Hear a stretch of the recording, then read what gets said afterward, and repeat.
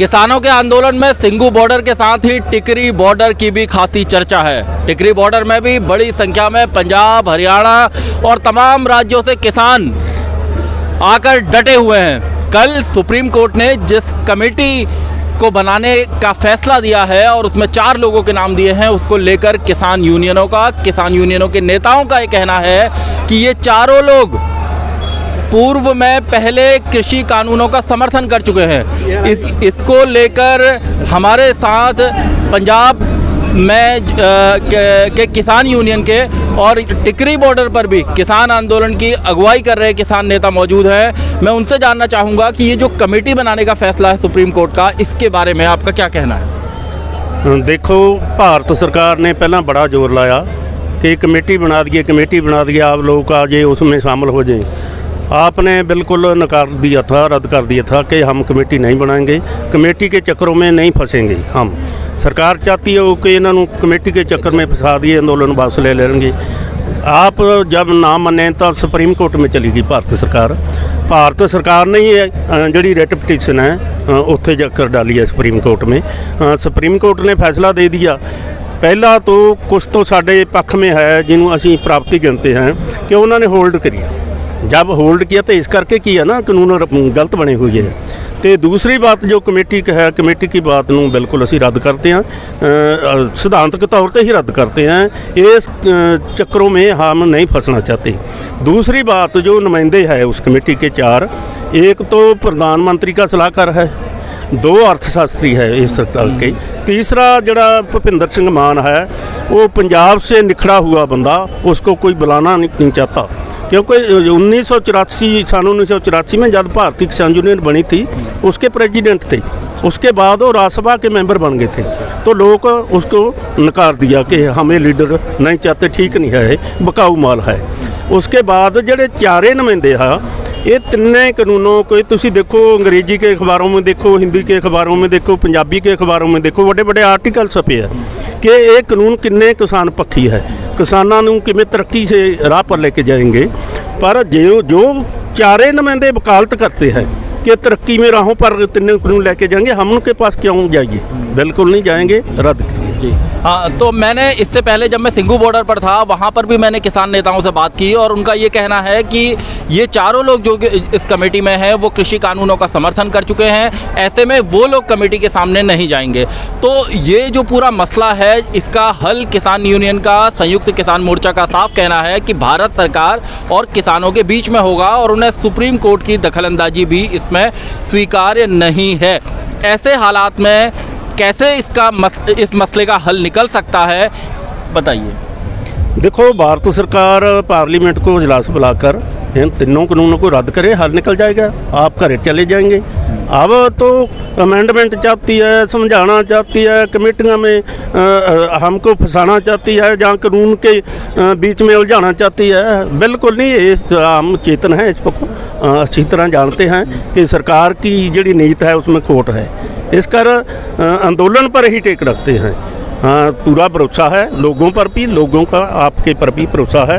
तो जब तक ये 3 कानून रद्द नहीं होंगे, आंदोलन वापस नहीं होगा। 2 महीने और लग जाएंगे, 3 महीने लग जाएंगे, कोई बात नहीं। कई दौर की बातचीत बेनतीजा हो चुकी है किसानों और सरकार के बीच में, और अब 15 जनवरी को एक दौर की बातचीत और है। तो उसके लिए उससे पहले सुप्रीम कोर्ट की ओर से कमेटी बनाने की बात हुई है। तो कितनी उम्मीद आपको है कि इतने दौर की बातचीत हुई, आपने भी सारी चीज़ों को देखा, आप ग्राउंड पर हैं, इस दौर की बातचीत में क्या कुछ आपको लगता है कि इस मसले का हल निकल सकता है? बिल्कुल नहीं। जो 15 तारीख की बैठक है ना, तो सरकार के साथ कुछ नहीं निकला। सरकार ने बताना है, सुप्रीम कोर्ट ने कमेटी बना दी है, आप कमेटी के पास चले जाएं, कमेटी उसका हल निकाल देगी। और 15 तारीख को कुछ नहीं निकलने वाला।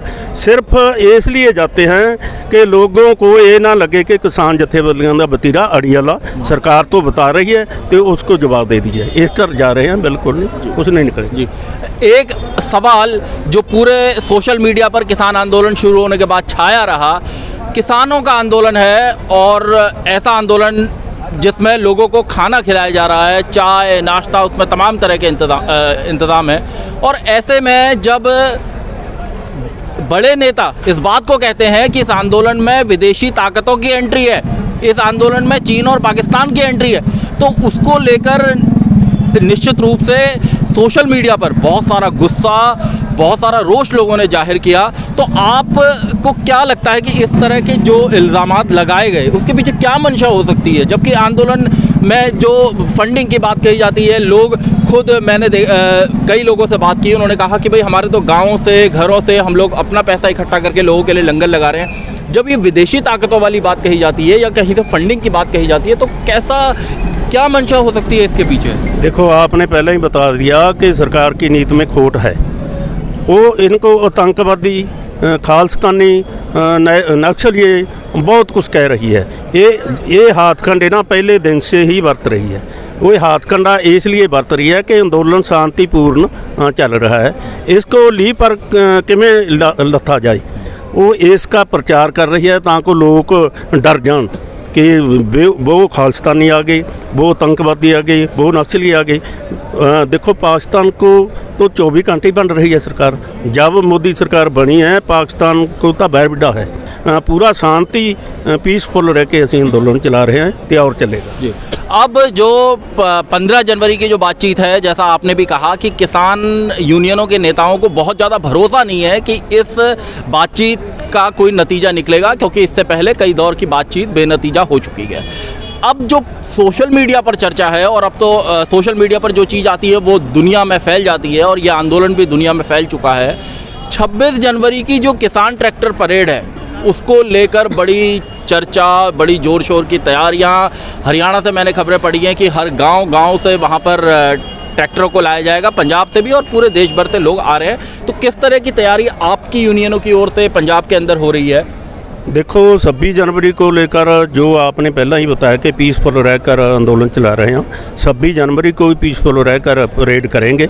ਉਹਦੀ रिहर्सल जिमें 7 तरीक को करी आ, 26 जनवरी को बड़ा ट्रैक्टर मार्च होगा, लाखों की गिनती में ट्रैक्टर होंगे। पर कुछ ये लोग अंसर शरारती हैं जो सोशल मीडिया में ये गल्लां फैलाते हैं कि लाल किले पर झंडा चला दिया जाएगा, पार्लियामेंट के अंदर को जाएगा। बिल्कुल नहीं, कुछ नहीं होने वाला। एवं अफवाह फैलाई हुई है। हम तो पीसफुल रहेंगे, क्यों लोगों को डराएंगे कि उधर खून खराबा होगा, उधर गोली चलेगी, उधर और होगा। कुछ नहीं होने वाला। 26 को जैसे पहले थे आंदोलन चल रहा है, 26 को पीसफुल रहे। सरकार बार बार कहती है, सरकार के नुमाइंदे बार बार कहते हैं कि ये जो कृषि कानून है किसानों के हक में है, लेकिन किसान यूनियनों का आप अगर पंजाब से देखेंगे तो सबसे पहले ये आंदोलन पंजाब से ही शुरू हुआ था। पंजाब में 2-2.5 महीने तक आंदोलन हुआ, उसके बाद किसान यूनियनों ने दिल्ली कूच किया। तो सरकार जिन दावों को करती है कि ये जो कृषि कानून है किसानों के हक में है, किसानों के लिए फ़ायदेमंद है, जबकि किसान यूनियन कहती है कि ये कानून फ़ायदेमंद नहीं है, इसको थोड़ा सा आप समझाइए। देखो, आप तो पहले ही बता चुके हैं कि जो तीनों कानून है किसानों की मौत के वारंट है। किसानों की मौत भी होगी, ज़मीन भी छीनी जाएगी, तो और खेती भी छीनी जाएगी, तो उजाड़ा भी होगा आपका, तो बेरोजगारी भी बढ़ेगी। इस करके ये जड़े तीनों कानून है ये कारपोरेट घराणियां को पक्ष में बनाइए है।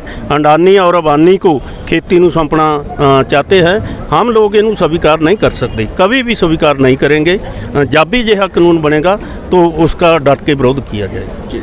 हमारे साथ थे किसान नेता जिन्होंने साफ कहा कि वो इन कृषि कानूनों को बिल्कुल स्वीकार नहीं करते, और 26 जनवरी की जो किसान ट्रैक्टर परेड है उसके लिए ज़ोरदार तैयारियां हैं उनकी। उन्होंने ये भी कहा कि इस आंदोलन को बदनाम करने की कोशिश की गई।